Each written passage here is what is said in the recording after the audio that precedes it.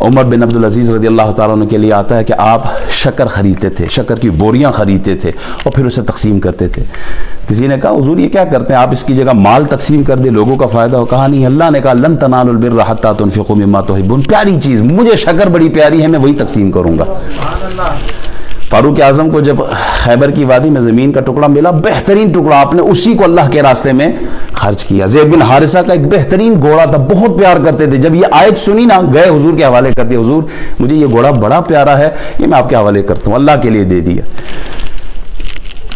احباب، دین کے لیے، اللہ کی رضا کے لیے، اللہ کا قرب پانے کے لیے استعمال شدہ کپڑے تو ہم ویسے ہی دے دیتے ہیں، ٹوٹی ہوئی جوتیاں تو ہم ویسے ہی تقسیم کر دیتے ہیں۔ یہاں کا ماحول تو ذرا الگ ہے، پاکستان ہندوستان کا ماحول الگ، وہاں تو بابا فوت ہو جائے تو کہتے ہیں کپڑے مولوی نو دے دو، ہیں؟ یہ مزاح نہیں، یقین کریں یہ حقیقت ہے۔ جوتے جو ہوتے ہیں کہتے ہیں کسی غریب کو نو دے دو، یتیم نو دے دو۔ وہ یتیم کو دینے کے لیے جوتے تھے، بابا کوئی موبائل فون یوز نہیں کرتا تھا۔ ہم قربانی کا کچھ اور ہی سمجھتے ہیں۔ ہماری نظر میں قربانی کیا ہے؟ کیا آج مسلمان یعنی میں اور آپ اپنا محبوب ترین کوئی بھی چیز، محبوب چیز اللہ کے راہ میں قربان کرنے کے لیے تیار ہے؟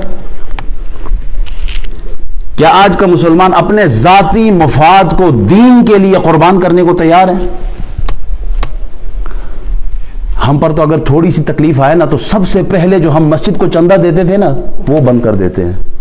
حالات بڑے خراب ہو گئے، ماڑے ہو گئے، باقی ساری ضرورتیں پوری ہو سکتی ہیں، اللہ کے راستے میں جو چیز جاتی تھی اسے بھی بند کر دیتے ہیں۔ جناب ابراہیم کی سنت فقط جانور کاٹنا نہیں تھا، ایک دن کا نہیں، جناب ابراہیم کے ہاں پورا سال لنگر چلتا تھا، کبھی بھی آپ نے بغیر مہمان کے کھانا، یا آپ کی سنت ہے کھانا کھلانا۔ ہمارے تو مہمان دو چار اکٹھے آ جائے،